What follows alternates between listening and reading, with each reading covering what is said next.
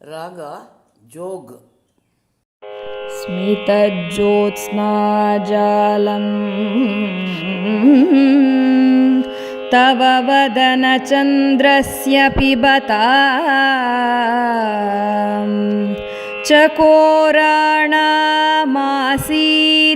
ಅತಿರಸತಯಾ ಚಂಚುಜಡಿಮಾ ಅತಸ್ತೆ ಶೀತಾಂಶೋಃ ಅಮೃತಲಹರಿ ಮಾಮ್ಲರುಚಯಃ ಪಿಬಂತಿ ಸ್ವಚ್ಛಂದಂ ನಿಶಿ ನಿಶಿ ಭೃಶಂ ಕಾಂಜಿಕಧಿಯಾ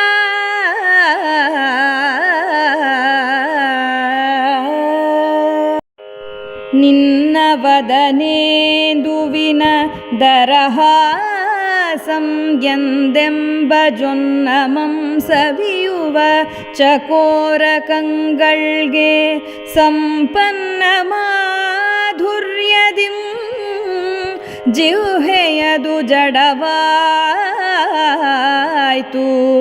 ಮತ್ತೀ ಚಕೋರಂಗಳು ಚೆನ್ನಾಗಿ ಬಯಕೆಗೊಂಡು ಆಮ್ಲದ ಮನಂಗೊಂಡು ಜೊನ್ನಮಂ ಗಂಜಿಯಂಬಂತೆ ಪ್ರತಿರಾತ್ರಿಯುಂ ತನ್ನ ಸಂತೃಪ್ತಿಯಪ್ಪಂತೆಸಲೆ ಪಾನಮಂ ಗೈದಪುವು ಹೇ ಭಗವತಿ.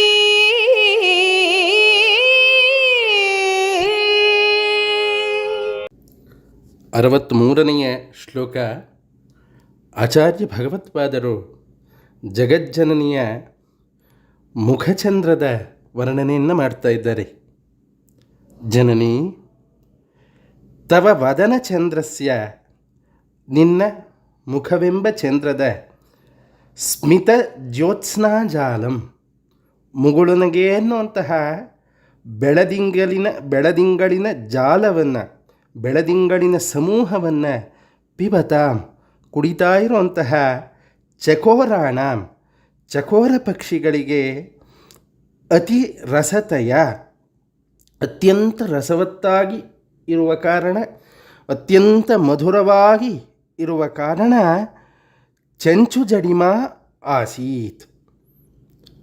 ಅದರ ನಾಲಿಗೆ, ಚಂಚು ಅಂದರೆ ಕೊಕ್ಕು ಅಂದರೆ ನಾಲಿಗೆ ಅಂತ ಭಾವ.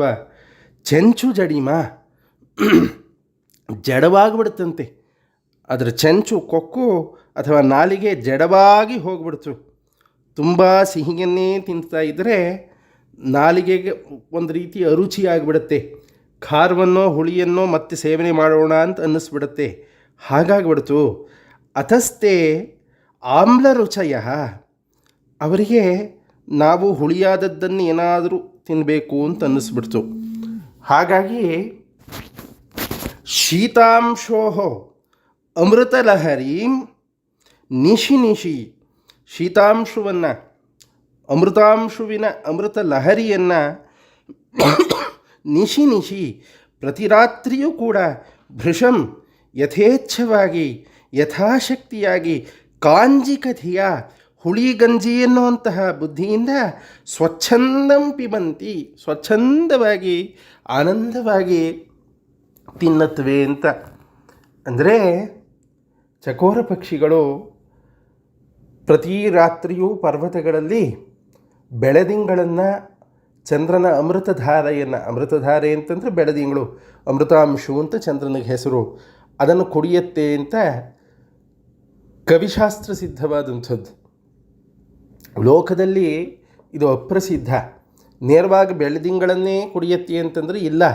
ರಾಮಾಯಣದಲ್ಲೂ ಕೂಡ ವಾಲ್ಮೀಕಿಗಳು ಚಕೋರ ಪಕ್ಷಿಗಳ ವರ್ಣನೆಯನ್ನು ಮಾಡ್ತಾರೆ.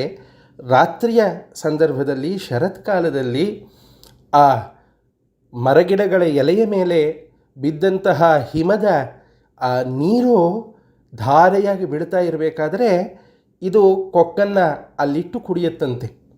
ರಾತ್ರಿ ಆದದ್ರಿಂದ ಆ ನೀರು ಚಂದ್ರನನ್ನು, ಅದರ ಕಾಂತಿಯನ್ನು ಪ್ರತಿಫಲಿಸಿ ಚಂದ್ರನ ಅಮೃತಧಾರೆಯನ್ನೇ ಕುಡಿಯುತ್ತೆ ಅನ್ನೋ ಹಾಗೆ ಕಂಡಿರಬಹುದು. ಅದೇ ಕಮ್ಮಿ ಸಮಯವಾಗಿ ಬಂದಿರಲೂಬಹುದು. ಆಚಾರ್ಯರು ಹೇಳ್ತಾ ಇದ್ದಾರೆ, ದೇವಿಯ ಮುಖಚಂದ್ರ, ಆ ಮುಗುಳುನಗೆಯೇ ಅದರ ಲಹರಿ, ಅದರ ಅಮೃತದ ಅಲೆ, ಅದನ್ನು ಕುಡಿದ್ಬಿಡ್ತಂತೆ ಚಕೋರ ಪಕ್ಷಿಗಳ ಗಣ. ಕುಡಿದು ಅತ್ಯಂತ ಸಿಹಿ. ದೇವಿ ನಕ್ಕರೆ ಎಷ್ಟು ಸಿಹಿ. ಬರೇ ಖಾಲಿ ಚಂದ್ರನ ಬೆಳದಿಂಗಳಾದರೆ ಬರೇ ಭೌತಿಕವಾದ ತಾಪವನ್ನು ಹೋಗಲಾಡಿಸುತ್ತೆ. ಇದು ದೇವಿಯ ಮುಖಚಂದ್ರ, ಅದರ ಲಹರಿ, ಅದರ ಅಲೆ, ಅದರ ಸಮೂಹ, ಹಾಗಾಗಿ ಅಂತಸ್ತಾಪವನ್ನು ಹೋಗಲಾಡಿಸುವಂಥದ್ದು. ಅದು ಎಷ್ಟು ರುಚಿಯಾಗಿರುತ್ತೆ. ಅಮೃತಕ್ಕೂ ಅಮೃತತ್ವವನ್ನು ತಂದುಕೊಡುವಂತಹ ರುಚಿ ಅದರದ್ದು. ಆ ಸಿಹಿಯನ್ನು ದಿನವೂ ಕುಡಿದು ನಾಲಿಗೆ ಜಡವಾಗಿಬಿಡ್ತು. ಏನಾದರೂ ಹುಳಿಯಾದದ್ದನ್ನು ತಿನ್ನಬೇಕು ಅನ್ನಿಸ್ಬಿಡ್ತು. ನೋಡುತ್ತಂತೆ ಚಂದ್ರನ ಆ ಬೆಳದಿಂಗಳನ್ನು, ಚಂದ್ರನ ಧಾರೆಯನ್ನು ಕುಡಿದು ನೋಡಿದ್ರೆ ಎಲ್ಲ ಲೋಕದಲ್ಲಿ ಈ ಚಂದ್ರನ ಧಾರೆಯನ್ನೇ ಅಮೃತ ಅಂತಾರಲ್ಲ, ಇದು ಹುಳಿ ಗಂಜಿಯಾಗಿದೆ ಅಂಥೇಳಿ, ಗಂಜಿ ಇದ್ದಾಗಿದೆ ಅನ್ನುವಂತಹ ಭಾವದಿಂದ ಪ್ರತಿ ರಾತ್ರಿಯೂ ಯಥಾಶಕ್ತಿ ಸ್ವಚ್ಛಂದವಾಗಿ ಕುಡಿದ್ಬಿಡ್ತಂತೆ ಚಕೋರ ಪಕ್ಷಿಗಳ ಗಣ. ಅಂದರೆ ದೇವಿಯ ಮುಖಚಂದ್ರದ ಮುಗುಳುನಗೆಯ ಆ ಲಹರಿಯ ಮುಂದೆ ಚಂದ್ರನ ಬೆಳದಿಂಗಳು ಹುಳಿ ಗಂಜಿಗೆ ಸಮ ಅಂತ. ಇನ್ನು ದೇವಿಯ ಆ ವದನ ರುಚಿ, ಮುಖಚಂದ್ರನ ಕಾಂತಿ, ಅದರ ಲಹರಿ ಹೇಗಿರುತ್ತೆ ಊಹೆ ಮಾಡಿ.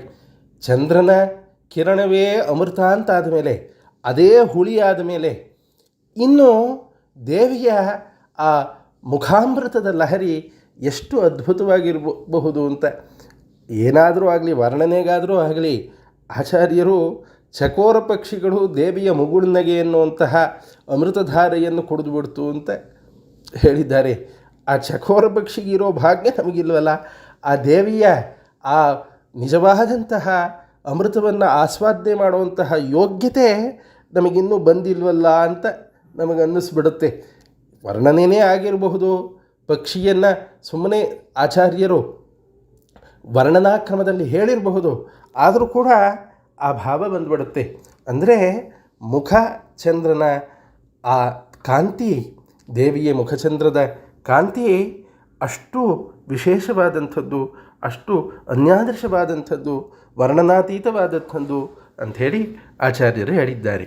ಇಲ್ಲಿ ಮುಖಚಂದ್ರ ಅಂತ ಹೇಳಿರೋದು ಬೇರೆ ವಸ್ತು ಸಿಗದೆ ಹೋಲಿಕೆ ಮಾಡೋದಕ್ಕೆ, ರೂಪಕವನ್ನು ಮಾಡಿ ಅಭೇದವಾಗಿ ಹೇಳೋದಕ್ಕೆ ಚಂದ್ರನಿಗಿಂತಲೂ ಒಳ್ಳೆಯ ವಸ್ತು ಅಲಭ್ಯವಾದದ್ದರಿಂದ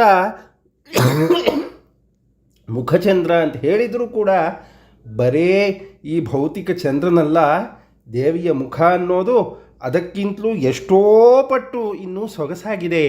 ಅದು ಬಾಯಿಂದ ಹೇಳೋದಕ್ಕೆ ಸಾಧ್ಯವಿಲ್ಲ. ಅಚಿಂತ್ಯವಾದದ್ದು, ಅಪ್ರಮೇಯವಾದಂಥದ್ದು, ಅದು ನಮ್ಮ ಚಿಂತನೆಗೆ ನಿಲುಕದೇ ಇರುವಂಥದ್ದು. ಆದರೆ ಚಂದ್ರ ಅಂತ ಹೇಳಿರೋದು ಒಂದು ಮಟ್ಟದ ಕಲ್ಪನೆಯಾಗಲು, ಆದರೂ ಊಹೆಯಾದರೂ ಸಿಗಲಿ ನಮಗೆ ಅಂಥೇಳಿ ಇದರ ಒಟ್ಟು ಭಾವ ಗೋಚರವಾಗುತ್ತೆ.